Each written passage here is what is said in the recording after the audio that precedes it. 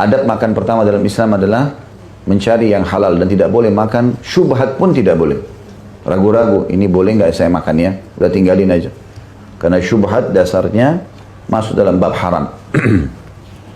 Yang kedua membaca basmalah.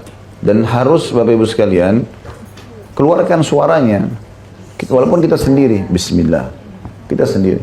Karena seringkali karena lezatnya makanan, ya, laparnya perut, kemudian hausnya tenggorokan, kita main ambil saja, masuk. Dan kita kadang-kadang dikelabui oleh syaitan supaya dia menghilangkan berkah makanan tersebut, tidak baca bismillah. Sampai kata Nabi SAW dalam hadis yang sahih, siapa yang membaca bismillah pada saat mau makan atau minum di sini, ya, maka syaitan di sebelahnya akan mengecil seperti lalat, ya. Artinya tidak bisa lagi punya pengaruh dengan dia. Hanya dengan membaca bismillah. Dan bismillah ini setiap kali kita mulai perbuatan apapun, selama itu kebaikan, maka akan mendatangkan keberkahan. Sebagaimana sabda Nabi SAW, kullu amrin la yubda bismillah fahuwa aqta. Semua perkara yang tidak dimulai dengan bismillah maka terputus dari rahmat Allah. Mau buka pintu, mau pakai sepatu, mau pakai pakaian, apa saja, mau buka lemari, bismillah. Kalaupun ada syaitan di situ akan kecil dan tidak akan bisa mengganggu kita. Nah, maka ini harus ditradisikan, dibiasakan. Dan untuk supaya kita tidak lupa, sebutkan bismillah. Tidak usah teriak-teriak, tidak usah bismillah gitu kan. Tapi cukup kita saja, ya. Mau buka pintu bismillah, mau buka lemari bismillah, mau naik ranjang bismillah. Semuanya kita baca bismillah selama perbuatan itu baik. Ya, selama perbuatan itu baik. Nah, terutama kita bicara sini masalah adab makan dan minum. Kemudian yang ketiga, makan dan minum dengan tangan kanan, ya. Makan dan minum dengan tangan kanan, dan ini tidak boleh dialihkan. Khusus makan dan minum, kata ulama, ini nggak ada toleransi kecuali orang punya udzur benar-benar. Tangan kanannya tadi putus, stroke, ya, mungkin lagi dirawat, ya, kena luka bakar lah, apalah, naudzubillah. Selain daripada ini nggak ada alasan. Bagaimana kalau kidal, Ustaz? Tetap saja. Kidal pun tetap. Makan dan minum nggak ada toleransi. Menulis mungkin, ngangkat barang mungkin, tapi itu pun tetap dia harus terapi dirinya. Tapi khusus makan dan minum nggak bisa. Harus dia lakukan dengan tangan kanannya. Jadi dia berusaha. Subhanallah, saya pernah mempraktikkan dan melihat ke anak-anak saya tentang hadis ini. Itu ternyata memang dari kecil kita ini manusia sudah digoda syaitan agar makan dan minum dengan tangan kiri. Setiap kali saya kasih makanan pasti ke tangan kanan, dia ke tangan kirinya. Dia selalu masukkan ke tangan kiri. Syaitan sudah goda dari kecil. Saya alihkan lagi, pindah ke tangan kanan. Kadang-kadang harus berulang-ulang kita ingatkan. Nanti mereka sudah mulai besar, sudah mulai remaja mungkin, baru mereka engah itu. Selama itu selalu diingatkan. Jadi syaitan sering mencari kesempatan untuk mencuri makanan itu. Hanya dengan makan dengan tangan kiri. Jadi subhanallah, jangan bilang, oh anak saya ini memang dasarnya kidal. Enggak. Biasakan, kasih ke tangan kanannya. Ingatkan, tangan kanan ya nak. Baca bismillah. Saya kalau sama anak saya bilang, baca bismillah, sudah abati. Enggak, abati belum dengar, saya bilang. Belum dengar, saya mau dengar. Biasakan, bismillah, bagus. Enggak apa-apa, biar mereka jadikan kebiasaan. Karena kalau tidak, hal-hal yang sepele begini saja tidak dikerjakan, maka hal yang besar juga lebih tidak dikerjakan nanti. Kalau hal-hal yang kecil sudah biasa dikerjakan, maka akan sangat membantu untuk mengerjakan yang besar. Maka di sini kita harus membiasakan makan dan minum dengan tangan kanan, dan itu harus dibiasakan. Harus kita berdoa kepada Allah Subhanahu wa taala agar dimudahkan ini dengan cara setiap mau makan, mau minum, ya Allah mudahkan agar saya tidak melupakan bismillah, kemudian tangan kanan, itu harus, dan saling mengingatkan. Ingat, alasan kidal dalam makan dan minum tidak diterima. Pasti bisa, nggak mungkin. Harus belajar. Kecuali hal-hal yang lain. Menulis dia sudah terbiasa, itu pun dia coba terapi. Apa susahnya dari sini kiri pindah ke kanan, dapat pahala. Apalagi kita pakai selama kita hidup.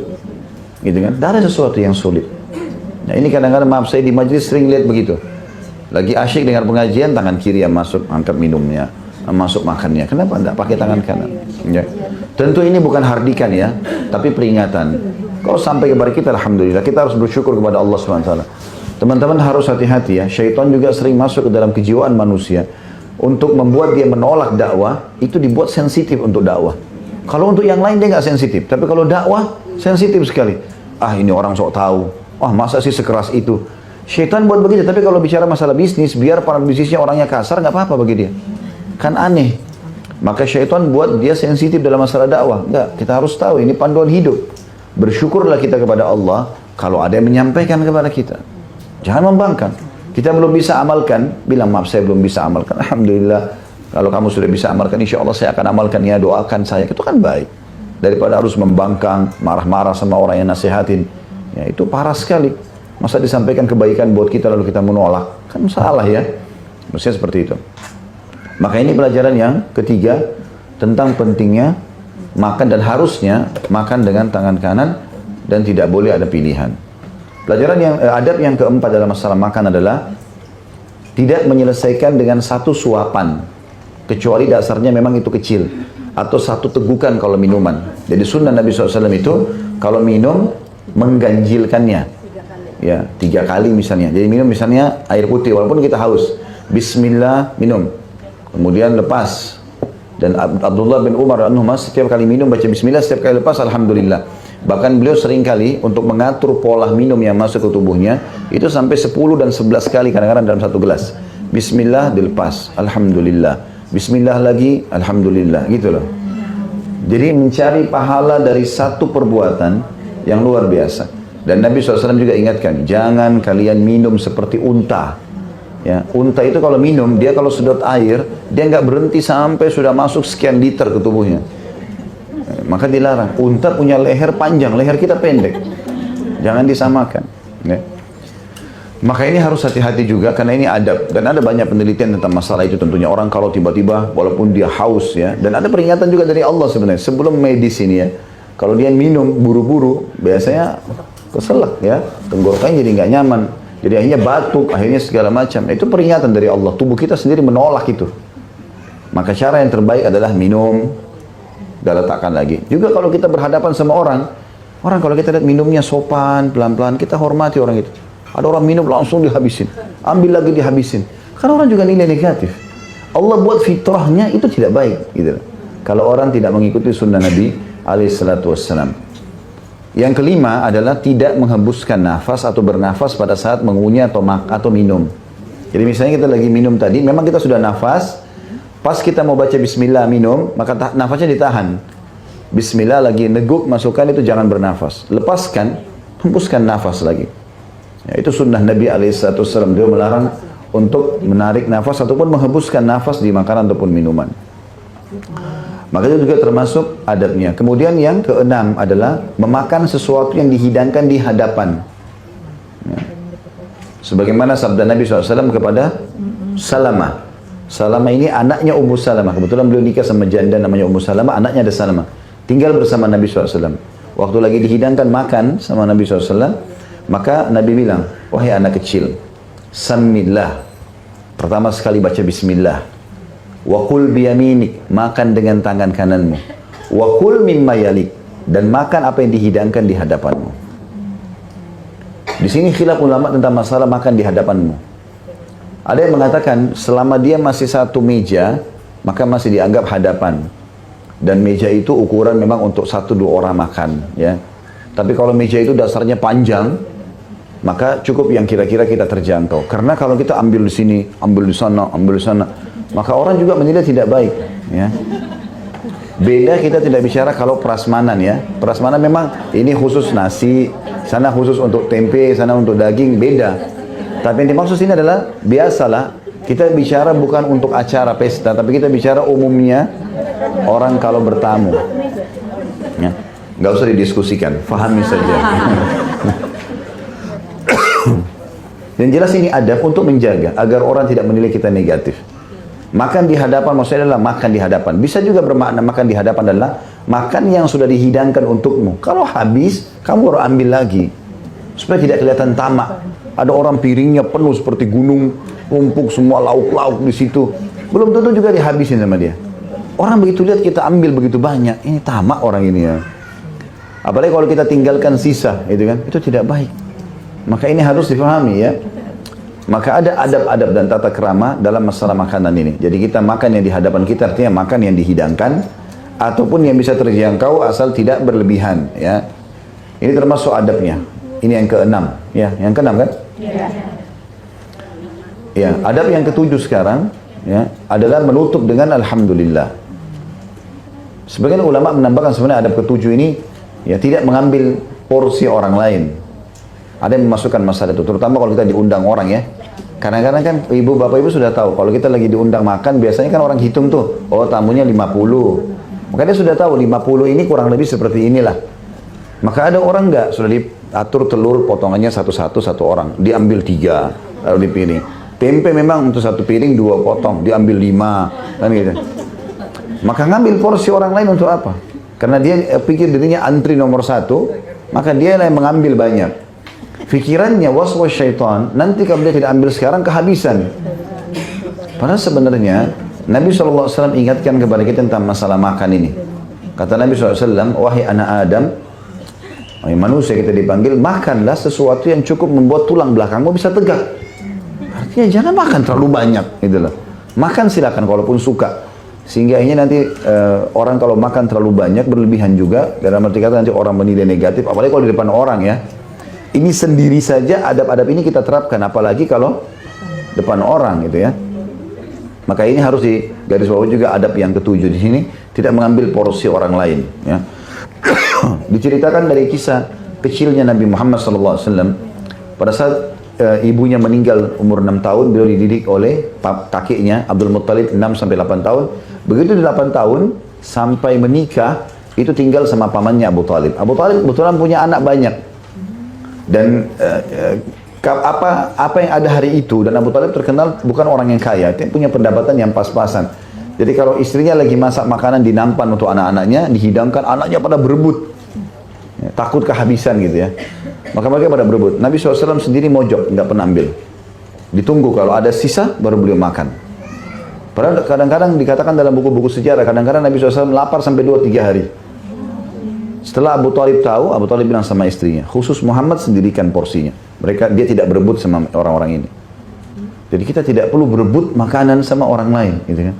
Kuasa Allah Subhanahu Wa Taala, teman-teman sekalian, kita minum 1 gelas air cukup seharian, walaupun kita masih haus. Kuasa Allah Subhanahu Wa Taala. 1 gelas air itu, kata sebagian ulama sudah cukup untuk 1 hari.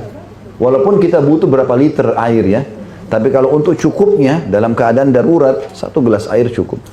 Makan juga, itu 1 potongan roti cukup. Sebenarnya begitu. Walaupun kadang-kadang masih lapar, tapi kita bicara cukup atau tidaknya. Kalau lagi banyak porsinya nggak ada masalah. Tapi kalau enggak, artinya sampai akhirnya porsi itu memang sudah kehabisan makanan, kita harus paham ternyata tubuh kita cuma butuhkan seperti ini dan itu. Ya. Dan seterusnya. Maka ini harus difahami. Yang ke-8 terakhir adalah menutup dengan Alhamdulillah. Bersyukur kepada Allah Subhanahu Wa Taala. 7 tadi itu tidak mengambil porsi orang lain. Ohnya panjang sekali. Baik. Di sini teman-teman sekalian, masalah Alhamdulillah ini bukan cuma Alhamdulillah saja ya, tapi ada hadis Nabi SAW yang mulia. Siapa yang selesai makan membaca Alhamdulillahilladzi at'amanihi wa razaqanihi min ghairi haulin minni wala quwwah, ya, ghufira lahu ma taqaddama min dzambi. Jadi sebelum saya terjemahkan, saya bilang kadang-kadang kalau lagi makan sama beberapa ikhwah, sama-sama selesai makan saya bilang, mau nggak sudah kenyang perutnya dapat pengampunan dosa juga? Mau Ustaz? Baik, dengarkan hadisnya. Itu hadis tadi. Kata Nabi SAW, siapa yang makan dan selesai makan lalu dia baca segala puji bagi Allah, Alhamdulillah alladzi at'amanihi, yang telah menjadikan ini sebagai makananku, ya, atau memberiku makan makanan ini, warazaqanihi, dan menjadikannya rezeki untukku, min ghairi haulin minni wala quwwah, tanpa ada daya dan kekuatan dariku. Seperti la haula wala quwwata illa billah ya. Maka Nabi bilang diampuni dosa-dosanya yang lalu. Kita 1 hari berapa kali makan? Apalagi ibu-ibu cemilannya Masya Allah. Apa ruginya? Sudah makan, kuenya enak, diampuni dosanya, coba. Kan mudah sekali. Makanya tadi waktu saya sebutkan ini pasti syaitan bilang, kayaknya susah dihafal. Padahal sebenarnya tidak. Kalau diulang, kalau difahami enggak. Makanya tadi saya terjemahkan, Alhamdulillah, tahu kan? Baik. Segala puji bagi Allah. Alhamdulillah alladzi, yang ya, at'amanihi. Dalam riwayat lain kalau mungkin mau lebih mudah, riwayat lain mengatakan alhamdulillahilladzi at'amana wa razaqana. Alhamdulillahilladzi at'amana. Alhamdulillahilladzi at'amana wa razaqana min ghairi haulin minna wala quwwah. Jadi bisa diganti hi dengan na, ya. Kalau memang yang dianggap hi-nya ini lebih berat, susah misalnya. Kan dibilang alhamdulillahilladzi at'amanihi wa razaqanihi min ghairi haulin minni wala quwwah. Bisa diganti alhamdulillahilladzi at'amana wa razaqana min ghairi haulin minna wala quwwah. Seperti itulah, ya. Tapi ini doa setengah baris gitu, bukan satu baris. Cuma syaitan sering membuat kalau sesuatu yang baru kayaknya kita malas, ya. Padahal sebenarnya ini pengampunan dosa. Kalau kita ulangi sehari kita makan 10 kali dengan cemil-cemilannya misalnya, maka 10 kali kita ulangi, hafal dengan sendirinya nanti. Alhamdulillahilladzi at'amanihi wa razaqanihi min ghairi haulin minni wala quwwah, ya. Banyak tulisan-tulisan itu banyak. Kalau mau dibaca banyak di buku-buku doa segala macam, di Google itu doa itu masyhur. Bahkan saya yakin sudah banyak ditulis doa ini, sudah tinggal diambil saja, ya, di Google itu dalam bentuk kayak gambar, ya, segala macam itu bisa dipasang di profil kita, maka mengajarkan orang tentang masalah doa itu. Karena doa ini penting, harus disosialisasikan. Karena doa ini habis makan kenyang, habis minum juga sudah hilang dahaganya, diampuni dosanya. Kan bermanfaat sekali.